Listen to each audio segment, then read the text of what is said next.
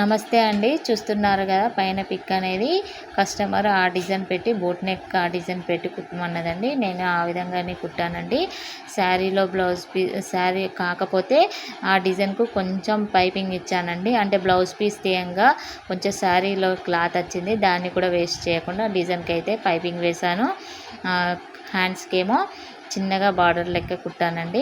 శారీ మొత్తం ఇలా వచ్చిందండి, పెద్ద బార్డర్తో ఇలా బార్డర్ అయితే వచ్చింది. ఇలా శారీ ఏమో గ్రీన్ కలర్లో వచ్చి ఫ్లవర్స్ వచ్చి, ఇదేమో బ్లాక్ కలర్లో పళ్ళు పాట అండి. బ్లౌజ్కి ఏమో ముందట ప్రిన్స్ కట్ పెట్టానండి. ఇది నడుమేమో 24 ఇంచులు, చెస్ట్ ఏమో 28 ఇంచులు. చాలా చిన్న సైజ్ బ్లౌజ్ అండి. అలాగే ఇక హ్యాండ్స్కు కూడా కట్ వర్క్ పెట్టి చిన్నగా ఇలా క్లాత్ మిగిలిందని చెప్పాను కదా, దానికైతే చిన్నగా బార్డర్ లెక్క ఇది ఇచ్చానండి. ఫ్రంట్ పార్ట్ ఏమో రౌండ్ నెక్ పెట్టి పైపింగ్ ఇచ్చాను. చూస్తున్నారు కదా, ఇది బ్యాక్ సైడ్ నెక్. ఆమె ఏ విధంగా కుట్టమందో నేను కూడా ఆ విధంగా కుట్టాను. అలాగే ఇక్కడ ఉక్స్ పట్టీ కాడ కూడా ఇలా పైపింగ్తోనైతే ఇలా థ్రెడ్ పైపింగ్తోనే కుట్టానండి. రెడీమేడ్ బ్లౌజులకు వస్తాయి కదా, సేమ్ అదే విధంగా కుట్టాను. పైననేమో డోరీస్ పెట్టానండి.